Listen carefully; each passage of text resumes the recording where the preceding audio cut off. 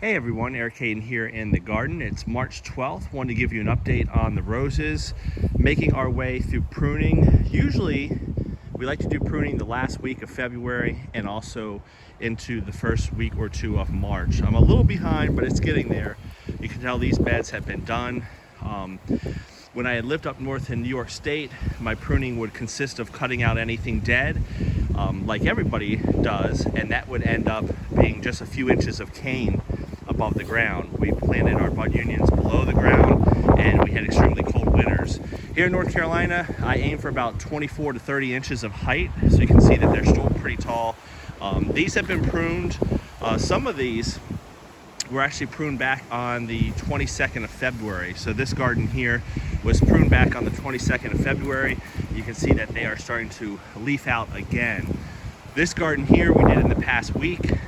Again, pretty far behind in terms of this would be fine now if I just finished up, but you can tell I have a ways to go. I'll show you those in a second. A couple things I want to point out with pruning: you're removing anything dead or crossing. So a lot of these canes that were removed, we took off a fair amount of the bush itself, but we left anything that wasn't crossing, wasn't old wood, or wasn't it wasn't dead, wasn't crossing. Pretty much removed all that and then lowered it to a height of about 24 to 30 inches. You can see that means for some of them a lot of canes are left. This is a firm, so plenty of canes on that one. Other ones not quite as many.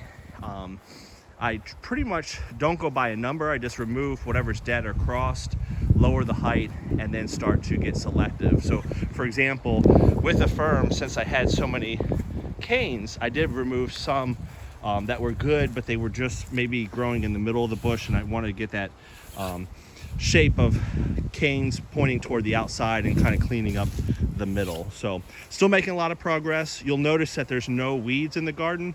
That pre-emergent we put down about a month and a half ago is doing its thing. We'll probably do another round of those since the soil was disturbed a little bit with the pruning. Now, the rest of the garden, I still have a ways to go. And this is what I want to point out.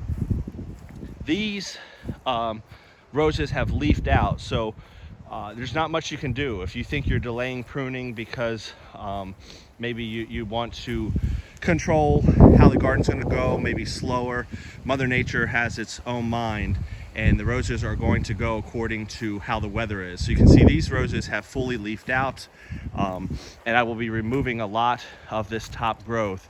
If I had gotten ahead of it latter part of February or into early March, a little sooner, perhaps I would get a jump on this this growth, but it's okay. I'll get to it when I can get to it. But just showing you the height of these, we lightly trim these in the fall because of the winter winds. We don't do a huge pruning, but as I'm looking at this video, again, these are a foot or two higher than the roses I would grow in New York coming out of winter. So real tall roses here, and that's due to our climate. Some of these roses are doing quite spectacular coming out of the winter, so things are looking good. So for this, again, there's a lot of rows here, but when you get down to it, when you remove anything spindly, you remove anything crossed or anything dead. So anything like this, there are dead canes on here. Once you remove that, anything crossed and spindly, you are left with usually 5 to 10 canes of something real thick, and I'm going to be aiming to keep these real thick ones. Unfortunately, if something grows toward the inside, I will remove it. It hurts to do that because it's a healthy cane, but what you want to avoid is something like this where you just have this is going to be a bear to prune. This is a Lena, just a tremendous amount of growth in there, and we want to thin that out. So it'll look like this. I'll do a before and after, and then eventually it'll look like these gardens over here. So I've got a little ways to go, but I'll certainly do that. One thing I want to show you, two things. I'm not sure how it'll show up in the video, but we're going to get a hard freeze tonight. It's March 12th. It's about when we should be getting cold here in North Carolina, or our traditional last freeze. But you'll notice the grass is starting to green up. When we get these late freezes in the south, they are more destructive than anything I saw up north. And what I mean by that is, up north I remarked that, you know, I pruned in usually April, and I would only have a couple inches of cane, but once it got warm, it pretty much stayed warm. Here we have a lot of back and forth.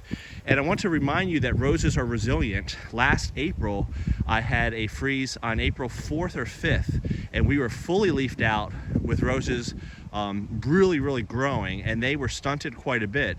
Some of them died back a little bit. You just prune that out and they will recover. So could you lose a rose in the spring? Yes, but remember, these are very hardy plants. And I've mentioned this a couple times. This is a perfect example. This is a Veterans Honor. You know, we just pruned it. Each bud eye, again, the little bump that you have, you know, on your canes, this growth right here, that's going to be a new cane. It comes in groups of 3, and here's an example right here. So this center one is your dominant one, and that will push out, and that will become your new cane, unless something happens to it. If it becomes dominant and it takes off, these 2 side ones usually fail, or you can even prune those away. But if that middle one fails, you have 2 backups. And let's say those both faded and the cane actually died. Well, look, you've got more bud eyes lower and lower and lower. And as you get lower and lower and lower, they are not as far along. So the ones on the tips of your cane are leafed out, they're pushing out, but much lower on the cane. The lower you get, because of apical dominance, they are not pushing out as early. So see these little tiny ones, those are lower on the cane, and they are more resilient to the cold. So bottom line, roses are quite hardy. If for some reason we lost the buds on the top of the bush, we would just prune until we got to greenwood. I'll show you an example of this when you're pruning. And again, I have a lot of experience with this up north because we had a tremendous amount of dieback. Here's Crescendo, again, coming out of the winter. You can see there's a lot of dieback. You cut all that out, there's still a lot of green growth lower in the bush. And here's one that I'm not exactly sure why, but I got a lot of dieback on Gemini coming out of the winter, but then down below is green, and you've got some green canes down near the bud union. So again, if you have room to cut back, you should be in good shape. And that's gonna be a tall challenge here this next week. I've got 42 roses, 7 beds, 6 apiece. Every year at pruning time, I say, maybe I should have done 6 or 12 roses. It would be great if I was done right now. If I just have 12, I would be completely done.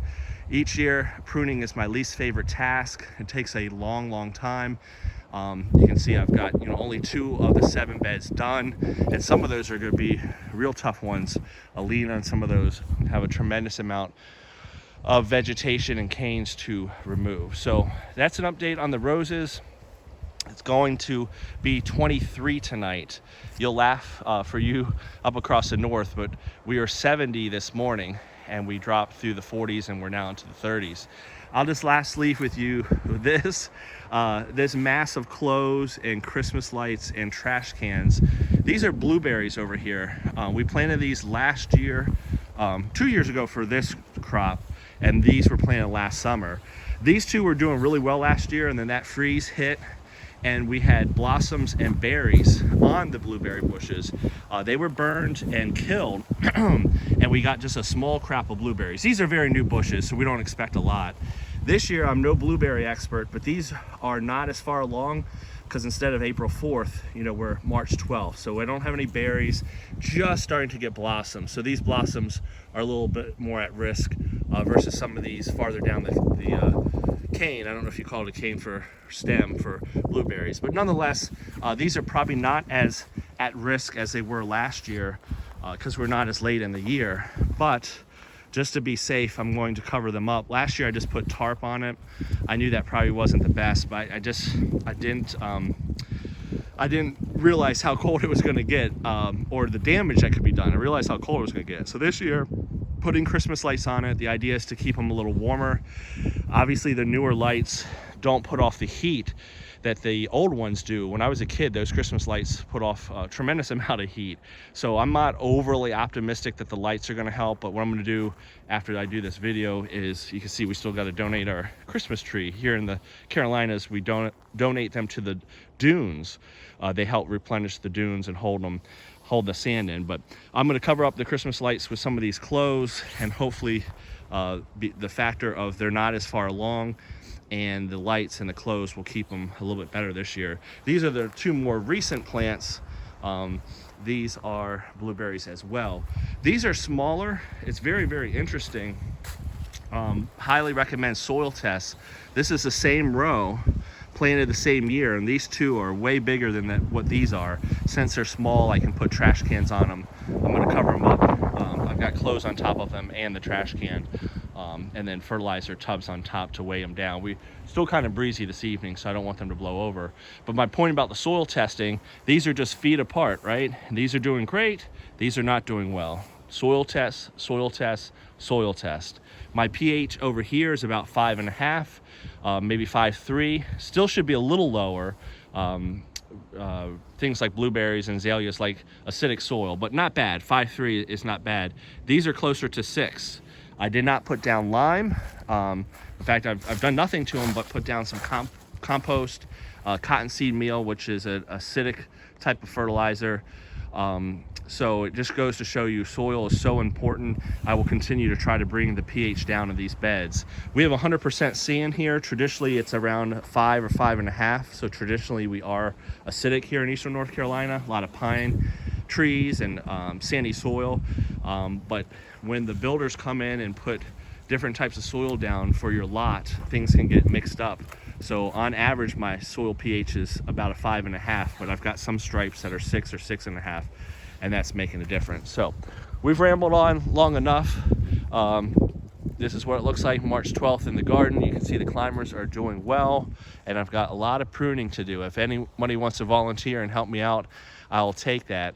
I've gone to the family to help them so far behind. They've helped out, otherwise I wouldn't be as good a shape as I am. So I'll last leave you with these very nice skies, very different than we had earlier today. Had some winds up to 60 miles per hour across part of Eastern North Carolina. We're getting colder, a few flurries just northwest of here, and I know folks in the Northeast are seeing snow from the same system. It won't last long. We're 40s for highs tomorrow, Sunday the 13th, and in the 60s the rest of the week. So this is probably our last big shot at cold weather. The one last year in April was quite late. Usually mid-March is our average. Have a good one, everyone. And as always, I appreciate the comments, suggestions, and I appreciate you sharing the page with others. Take care.